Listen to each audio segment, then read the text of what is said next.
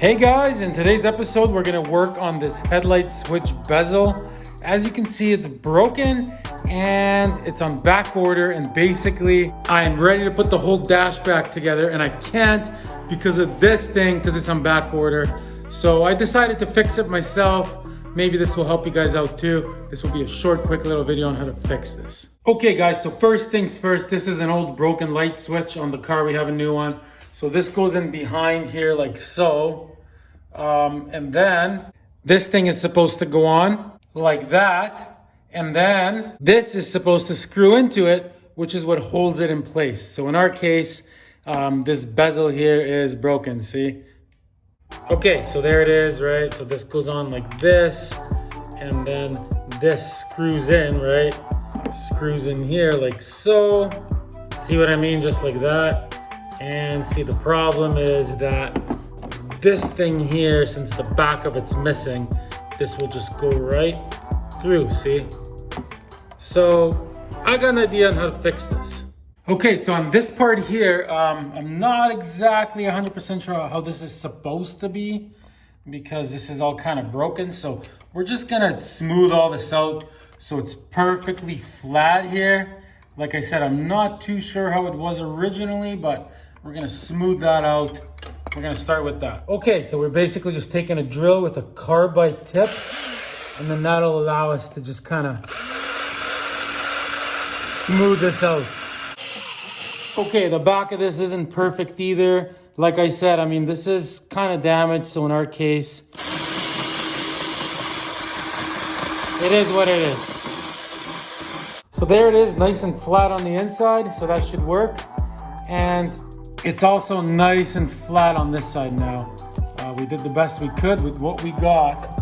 See, so now this can just go on there and cover all that up anyways.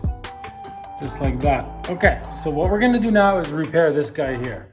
Okay, the first thing we're gonna do with this, see, it even looks like somebody tried gluing it before, but you can't just glue it to that cover there. You gotta do something creative, which I will show you. So the first thing we're gonna do is we're gonna clean this a little bit. Okay, so I mean, we got it scuffed up and we got it clean, but this side, it's all good, unaffected on the side that you see. So now, like, see, there's like a part here that's broken off, right? So this used to go in here and only that part would go through and it would like hold it in place, right? So that's what's broken on it. So what we're gonna do now is this cracked part here.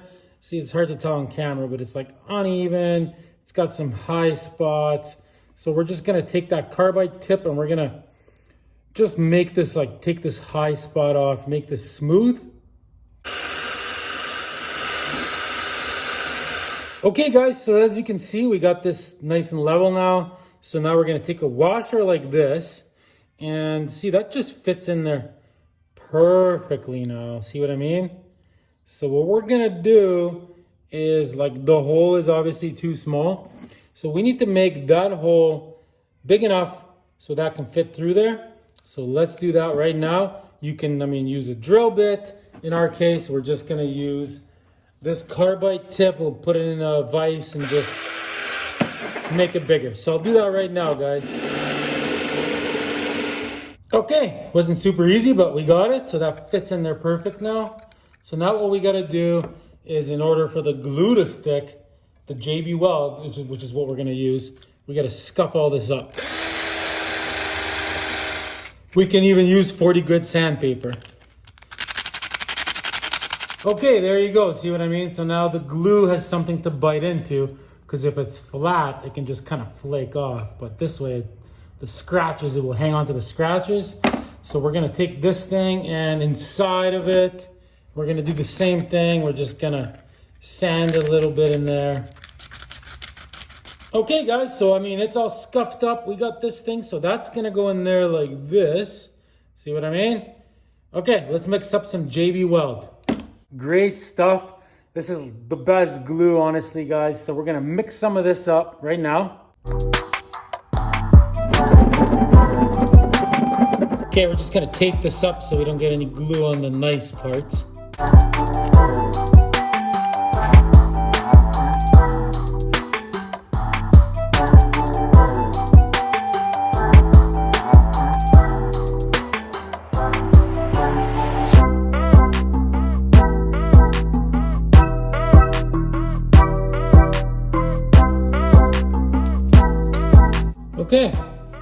I think we might have to get a rag here. Get a Q-tip and clean the inside of it out. Yeah, I think we're gonna have to. Okay, so I mean, there it is. I'm gonna say it's pretty much perfect. So we got about 2 minutes into this. I got a Q-tip here. I can maybe just kinda clean some of the glue away. So I'll do that. Okay, so there we go. That's all glued. This stuff, when it dries, it's basically rock hard. It'll never break off. So we're gonna give that half an hour and I'll show you when it's all done. So let me fast forward half an hour right now. Oh no, I accidentally went back 30 years. Let's go forwards again, and it's really cold in this timeline. Whoa, that was weird. Anyways, okay, let's unmask this thing. Oh yeah, looks great. Okay, there we have it. Looks pretty good if you ask me. There's no way this is coming apart. Okay, let's see if this fits in here. There we go. I mean, that fits perfect, guys. I'm super happy. Let's try it on the actual part. Okay, we got the new light switch. So that goes like that. Now we can put this thing on and that goes in there. Let's just tighten it up and see how that looks. Okay guys, there it is. As you can see, that 100% worked. This is on there super duper securely on both sides. Remember, when you're installing this, there is a ground that connects to your the backs of the gauges. The switch gets its ground from there, so you gotta run that. I even actually put an extra wire. I'll do that in the dashboard assembly video. So there it is, guys, fixed and ready to go for free, and we don't have to wait. Thanks for watching Problem Solver Garage, guys. Till next time, make sure you watch the entire playlist of all the Corvette episodes in a row from 1 all the way to episode 18, which is this one. The link will be in the description. Thanks for watching, guys. Have a great, wonderful day, everybody. I love Problem Solver Garage.